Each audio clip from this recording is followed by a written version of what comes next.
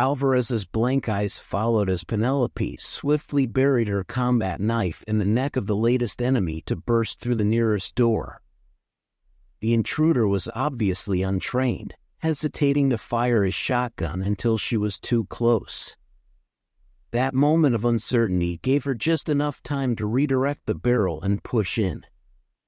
Footsteps echoed from behind her at the other door. Without hesitation, she let go of the knife, grabbed the shotgun, and crouched low. Bullets whizzed over her head. She wielded an older model tactical G70. 6 shells. One fired, leaving her with 5. 10 yards to the doorway. She leveled the barrel and squeezed the trigger. The intruder stumbled in, unarmored. Red mist filled the air as his body dropped backward against a desk. Penelope racked another round as she closed the distance, moving further out of the line of fire. The second set of footsteps tried to peek around the doorframe, rifle in hand. At that range, there was almost no spread. Penelope aimed for the hallway wall behind them. Finally, her eyes fluttered open. Sweat dripped down her face as she focused on calming her racing heart. Slow, controlled breaths helped ground her.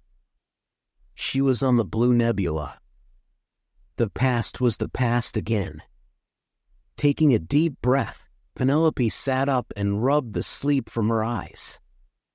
"What time is it?" Pulling her hands from her face, she checked her watch, 0400.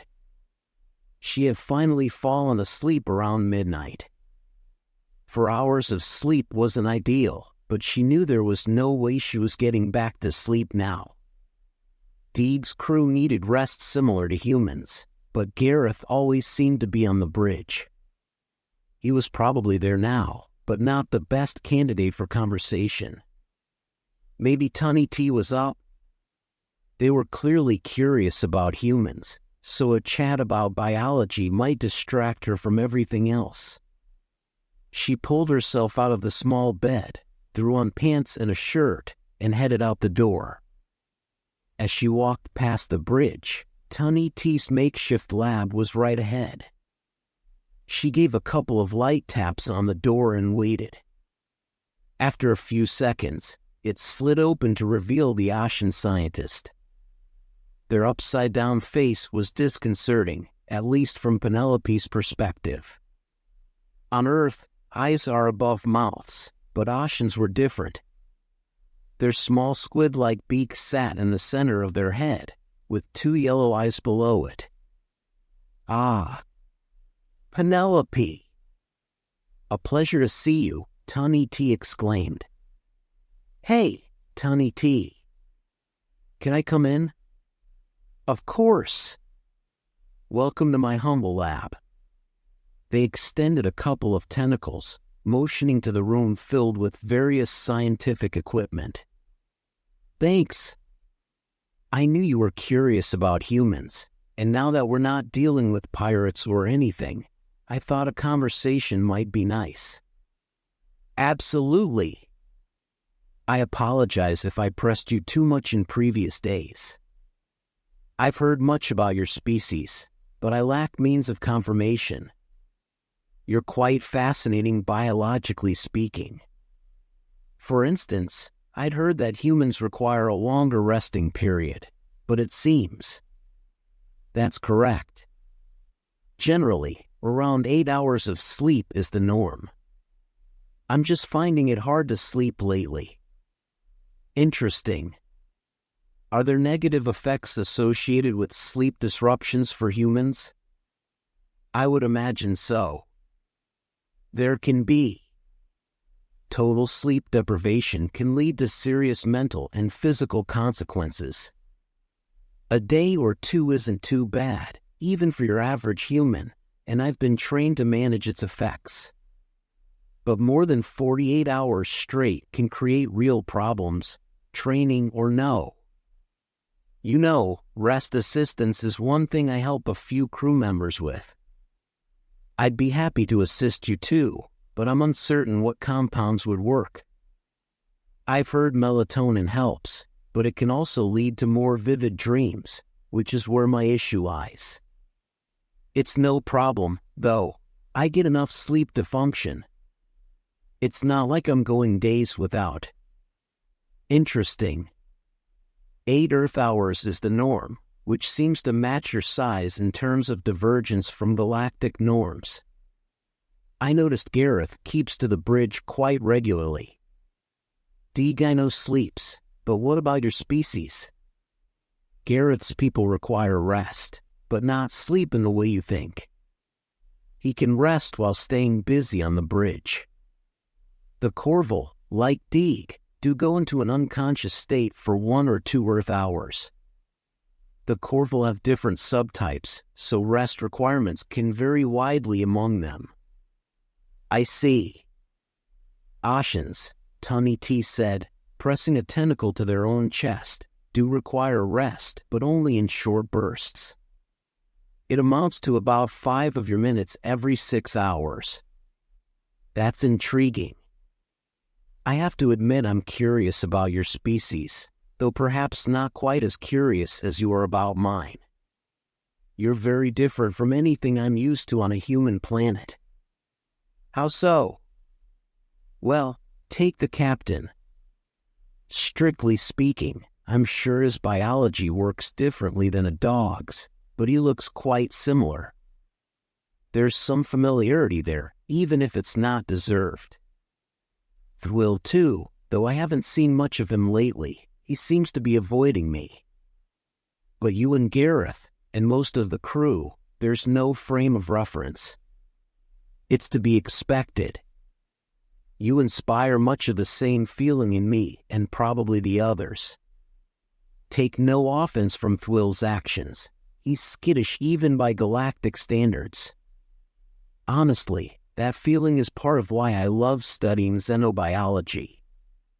On a single planet, life evolves together, creating interconnectedness. The differences between life forms that have evolved completely separately is fascinating. That raises a question I've had since Deeg mentioned it. How does a xenobiologist find themselves on a freighter?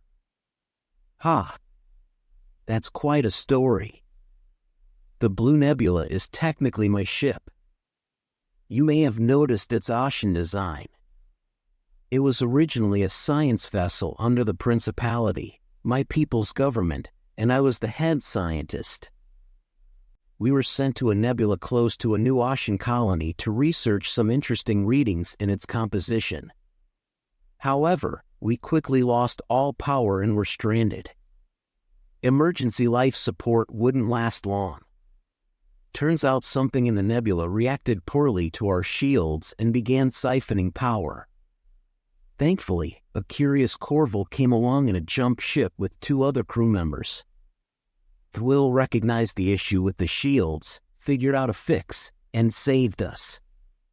The mission wasn't going to continue at that point, so we returned to Ossia Prime.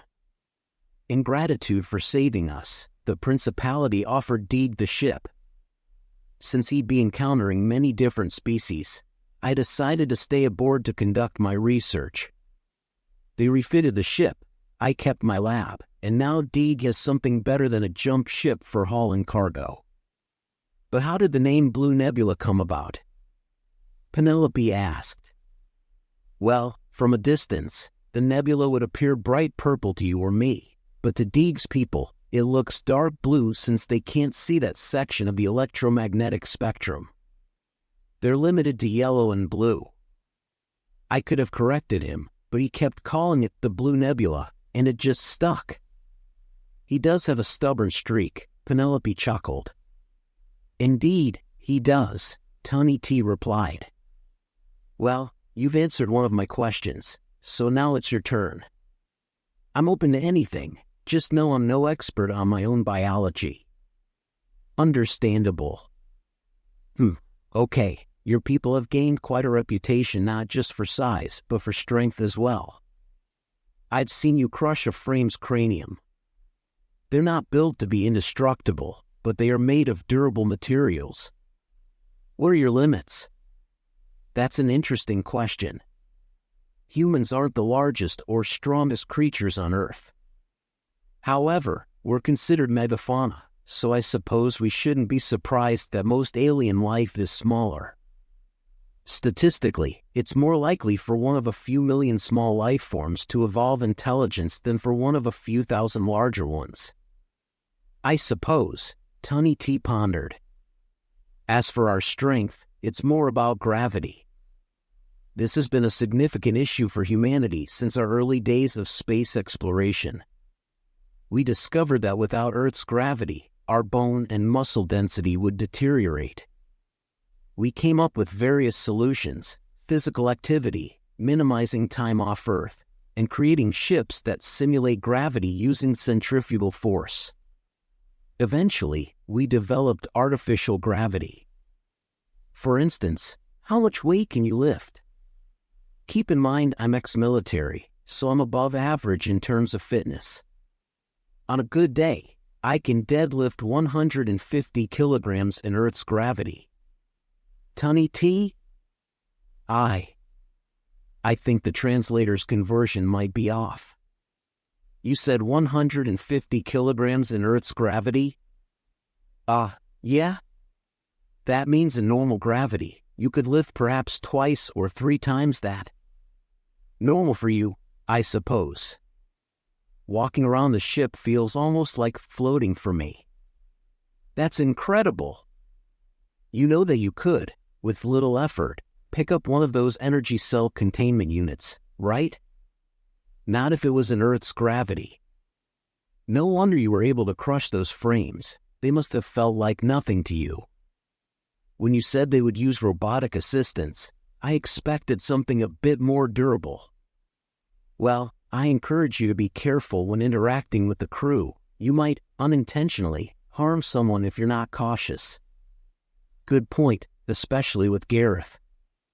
He's no lightweight, but I'm not sure how he would handle being overpowered by a human. Gareth could be in trouble if you weren't careful, indeed. That was a tough choice during that confrontation, Penelope remarked. Speaking of curiosity, how do Ossians approach gender? I've noticed you don't use gendered pronouns in the way we do. Oh, it's quite complex. We do reproduce sexually, but we have 7 distinct biological roles for offspring. 7? Yes, it's quite different from your binary system. Each role serves a purpose, and we can change roles as needed. Wow. That's mind-blowing. Your system appears more vulnerable in comparison, Tiny T observed. True, but it's been our way for ages. We've accepted the risks. Speaking of the human way, I recently acquired coffee beans. A food from your planet? Coffee? That's amazing. It's usually ground and brewed into a drink. I'd love to try this drink, Tiny T said excitedly. Just be cautious, it does have caffeine. In a laboratory. I'll screen it for toxins. You'll handle the preparation. Okay. Let's gather what we need. Tiny T quickly learned that coffee was indeed safe in moderation for Ossians, although the flavor wasn't to their taste. Regardless, the two spent the rest of the early morning engaged in conversation, which helped ease Penelope's troubled thoughts.